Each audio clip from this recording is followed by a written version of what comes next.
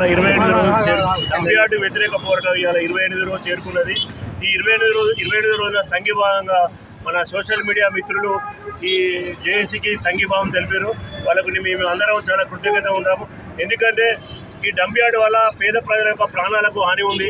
ఎందుకంటే ఇక్కడ మన హుజురాబాద్ మండలంలో చాలా సన్నకారు పేద రైతులు ఉన్నారు.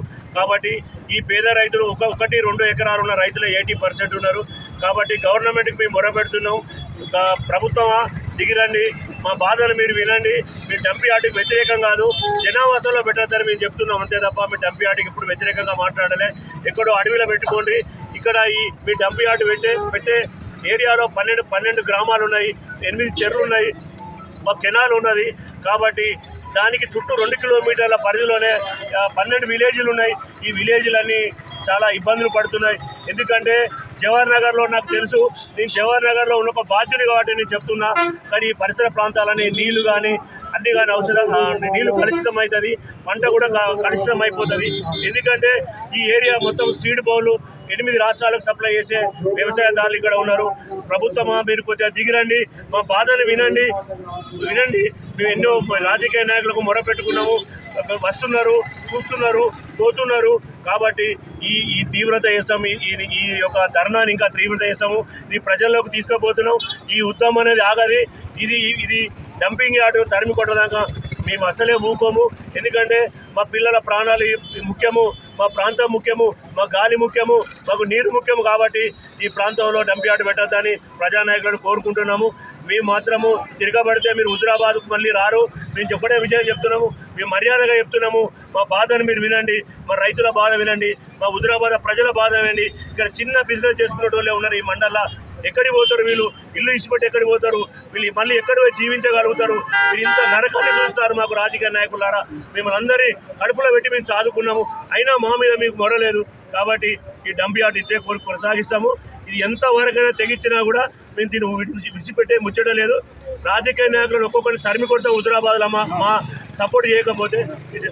ఈ GRTVకి నేను కృతజ్ఞతలు చెప్తున్నాను. 20-25 డేస్ అయితే ఉంది. మరి ఇప్పటి వరకు గవర్నమెంట్ నుంచి కానీ నాయకుల నుంచి కానీ మీకు ఎలాంటి హామీ, ఏదైనా హామీ వచ్చిందా? రాజకీయ నాయకులు టెంట్ కాడికి వస్తున్నారు, ఇది మా వల్లనే అవుతుంది, ఇది మా వల్లనే అవుతుంది అని చెప్తున్నారు.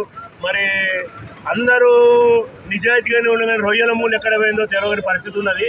ఎందుకంటే కాంగ్రెస్ పార్టీ వస్తుంది, మేము తప్పకుండా చేస్తామంటుంది. TRS వచ్చింది, మేము తప్పకుండా చేస్తాం. BJP వాళ్ళు వచ్చింది, తప్పకుండా చేస్తున్నాం. మరి ఇక్కడ పాకిస్తాన్ కూడా పరిపాలిస్తున్నాం, మాకు అర్థమవుతలేదు. ఆ ఉన్న 3 పార్టీలు ఏం చెప్తున్నాయి? సంఘీభావం చెప్తున్నాయి, మేము తప్పకుండా దీన్ని క్యాన్సల్ చేస్తూ ఉంటాం అని టెంట్ కాడుగా చెప్పిపోతున్నారు. కానీ ప్రభుత్వం మీద ఒత్తిడి తీసుకొస్తలేరు. మరి దాని చర్య మేము ఏం చేయాలో చేస్తాము. వాళ్ళకి ఏ గుణపాఠం చెప్పాలో మా హుజురాబాద్ ప్రజలకు తెలుసు. మా హుజురాబాద్ ప్రజలు చాలా వ్యక్తులు. నిజంగా ప్రజలు కూడా ఏమంటే సందిగ్ధంలో ఉన్నారు. నిజంగా వాళ్ళకి తెలియదు.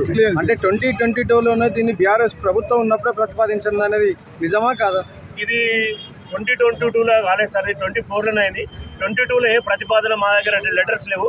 24లో ఉన్న లెటర్స్ అనే మేము తీసుకొచ్చినాం. సరే మీరు తీసుకొచ్చారు, అది ఏమైనా ప్రాబ్లం, దానికి మేము తప్పు పడతలేము. ఇప్పటికైనా అది స్టార్ట్ కాలే, టెండర్ కాలే. టెండర్ 2 సార్లు టెండర్ అయింది, టెండర్ క్యాన్సిల్ అయింది. ఎందుకంటే అక్కడ DBOలలో అక్కడ మట్టి తీసేపడ్డ వాళ్ళు కాంట్రాక్టర్లు ఎవరు రాలే. ఇప్పటికైనా తీయలేదు కాబట్టి మేము బంద్ చేయాలని చెప్తున్నాం. ఎందుకంటే ఇప్పటికైనా రాజకీయ నాయకులైనా ప్రజల మాట వినండి. ఈ ప్రజల మిమ్మల్ని అందరిని ఎక్కించింది, ఈ రోజు మంత్రులను చేసింది, రాజ్యసభ మెంబర్లను చేసింది. ఎంతో గొప్పగా మిమ్మల్ని చూసుకున్నాం మేము హుజురాబాద్ ప్రజలు. కాబట్టి మా ప్రజల పక్షాన మేము నిలబడాలని మేము రాజకీయ నాయకులను 2 చేతులెత్తి దండం పెట్టి చెప్తున్నాం. మీరు ఇప్పటికైనా మీరు తప్పించుకునే మాటలు మాట్లాడకండి. TRS వస్తుంది, కాంగ్రెస్ వస్తుంది, BJP వస్తుంది, మీకు మద్దతు అంటుంది.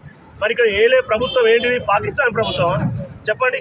అంటే ప్రజలంటే మీకు అంత చులకన కనబడుతుందా? ప్రజలంటే ఈ ప్రజలు తిరగబడితే మీరు హుజురాబాద్ కూడా రాలేరు, ఖబర్దార్.